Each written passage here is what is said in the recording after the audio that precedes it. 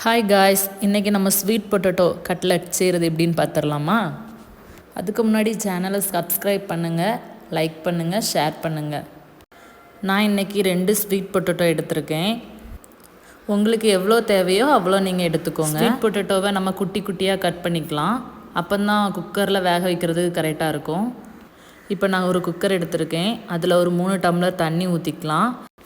அதில் நம்ம கட் பண்ணி வச்சுருக்க ஸ்வீட் பொட்டேட்டோவெல்லாம் சேர்த்துக்கலாம். ஸ்வீட் பொட்டேட்டோவுக்கு தேவையான அளவு உப்பு போட்டுக்கலாம். இப்போ குக்கரை மூடி விசில் போட்டு அடுப்பில் வச்சுக்கலாம். ஒரு 3 விசில் வரட்டும், அப்போந்தான் ஸ்வீட் பொட்டேட்டோ நல்லா வெந்திருக்கும்.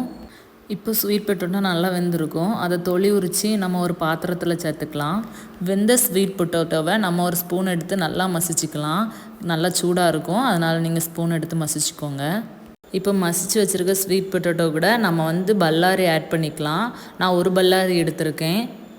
அது கூட ஒரு பச்சை மிளகா போட்டுக்கலாம். அது கூட நான் கருவேப்பிலை வெட்டி வச்சுருக்கேன், அதையும் போட்டுக்கலாம். அது கூட வெட்டி வச்ச கொத்தமல்லி இலையும் கொஞ்சம் சேர்த்துக்கலாம். அது கூட நான் 4 ஸ்பூன் அரிசி மாவு எடுத்திருக்கேன், அதையும் கொஞ்சம் சேர்த்துக்கலாம். அது கூட இஞ்சி பூண்டு பேஸ்ட்டு கொஞ்சம் சேர்த்துக்கலாம். ஒரு ஸ்பூன் கரம் மசாலா நம்ம போட்டுக்கலாம். ஒரு ஸ்பூன் வத்தல் பொடி போட்டுக்கலாம். 1/4 ஸ்பூன் மஞ்சள் பொடி நம்ம போட்டுக்கலாம். உப்பு தேவையான அளவு போட்டுக்கலாம்.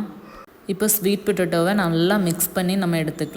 நல்லா மிக்ஸ் பண்ணுங்கள், அப்போ தான் உப்பு பொடியெல்லாம் நல்லா ஒரே ஈவனாக வரும். இப்போ இந்த அளவுக்கு மிக்ஸ் பண்ணி எடுத்துக்கோங்க. இப்போ தான் கரெக்டாக இருக்கும் கட்லெட் செய்கிறதுக்கு. கையை நல்லா கழுவிட்டு நம்ம கையில் கொஞ்சோல எண்ணெய் அப்ளை பண்ணி வச்சுக்கலாம். நான் இன்றைக்கி ஸ்வீட் பொட்டேட்டோ கட்லெட் செய்கிறனால அதை நான் கட்லெட் ஷேப்லேயே எடுத்திருக்கேன். உங்களுக்கு எந்த ஷேப் வேணுமாவோ அந்த ஷேப்பில் நீங்கள் எடுத்துக்கலாம். இப்போ எல்லாத்தையும் நம்ம கட்லெட் ஷேப்பில் செஞ்சு ஒரு பிளேட்டில் மாற்றிக்கலாம். இப்போ அடுப்பை ஆன் பண்ணி நம்ம ஒரு தோசை தவா வச்சுக்கலாம். தோசை தவாவில் எண்ணெய் ஊற்றிக்கலாம். நான் ஏன் தோசை தவாவில் பண்ணுறேன்னா, கட்லெட்டுக்கு ஆயில் கம்மியாக போதும். நிறைய எண்ணெய் ஊற்றி பொரிச்செடுத்திங்கன்னா எண்ணெய் அவ்வளோத்தையும் குடிச்சிரும், அது உடம்பு கையும். அதான் தவாவில் வச்சு நான் செய்கிறேன். எண்ணெய் நல்லா காஞ்சதும் நம்ம செஞ்சு வச்சுருக்க கட்லெட் எடுத்து அதில் வச்சிடலாம். அடுப்பை லோ ஃப்ளேம்லேயே வச்சு அதை வேக வைங்க, அப்போ தான் அது நல்லா வெந்து வரும். ஒரு சைடு நல்லா பொன்னிறமாக வந்தோடனே அடுத்த சைடும் திருப்பி போடுங்க. இப்போது 2 சைடும் நல்லா பொன்னிறமாக வந்ததுக்கப்புறம் நம்ம ஒரு பிளேட்டில் மாற்றிக்கலாம். சுவையான ஸ்வீட் பொட்டேட்டோ கட்லெட் ரெடி.